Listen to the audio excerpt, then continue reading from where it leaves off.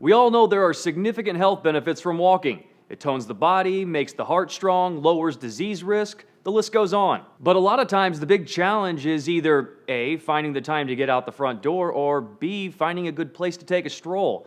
Well, a new study from Canada says some places have the best of both.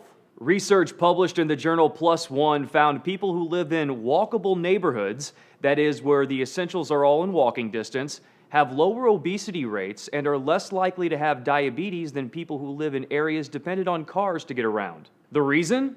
Researchers believe it's because the surrounding environment promotes walking. The study tracked Toronto residents over a 10-year period and found people in walkable areas were, according to Health Day, 3 times more likely to use their own 2 feet or a bicycle's 2 wheels to get from point A to point B, and were half as likely to rely on a car. The factors that make an area walkable are more typical of major cities. Neighborhoods are less spread out, streets are all grid-like, and there are more places like shops, schools, and rec centers you can get to by foot.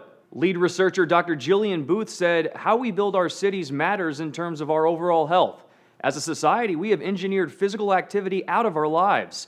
Every opportunity to walk, to get outside, to go to the corner store, or walk our children to school can have a big impact on our risk for diabetes and becoming overweight." Apparently, the Canadian researchers have been following the footsteps of walker-friendly neighborhoods for a while. Back in 2012, researchers found immigrants who moved to Toronto's least walkable areas were more than 50% more likely to develop diabetes. So, taking this a step further, which were the most walkable cities in the U.S.? Smart Growth America, in tandem with George Washington University, published this study ranking America's cities and, to no real surprise, found Boston, New York City, and Washington, D.C. gained the most strides. For Newsy, I'm Jay Struberg.